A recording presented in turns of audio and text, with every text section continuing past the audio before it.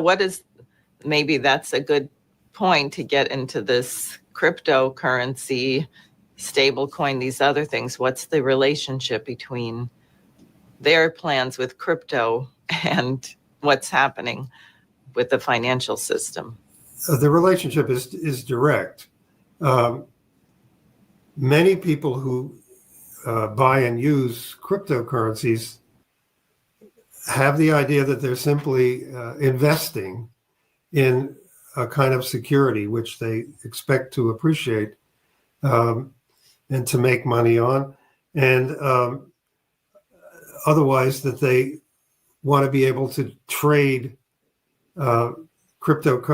various cryptocurrency holdings in order to have a portion of their investments which remain anonymous or more or less anonymous, and which they feel that they can control more directly and more easily, let's put it that way.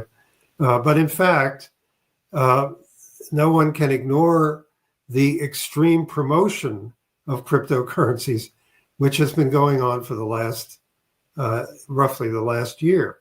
The purpose of that, and which has heavily involved the Trump administration and the president himself directly, despite the fact that as late as this time last year, the president still was saying publicly that he considered cryptocurrencies to be something of a scam.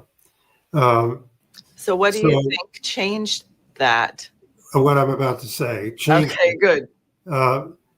He, upon winning election, surrounded himself with a transition and then cabinet team of billionaires, of whom, if you pick out just one, Howard Lutnick, the Commerce Secretary, were intensely selling him on the idea that these cryptocurrencies were the way to get everybody's money into the Treasury, into the purchase of Treasury securities, not only in this country, but internationally, to pull in, essentially to loot money from around the world and from around the country into the issuers of these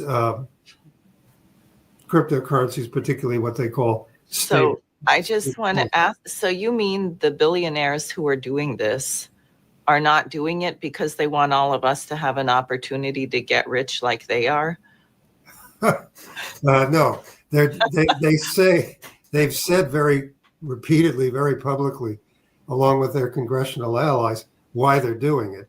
They're doing it in order to drive the demand for U.S. treasuries. That's the phrase that's used over and over and over again, that the people who buy stable coins and other cryptocurrencies as well may think they're primarily going to trade them for other cryptocurrencies. They're going to use them for payments with other institutions or people that use cryptocurrencies. But in fact, the issuers of the cryptocurrencies are going to use all the money that they give them to buy those cryptocurrencies. They're going to put that into the purchase of treasuries.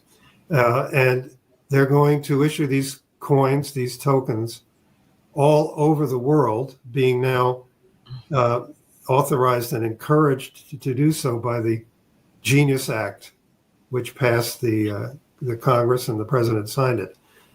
So they're going to rake in not cryptocurrency, but dollars and other currencies from people who want to be able to have dollars and trade use dollars.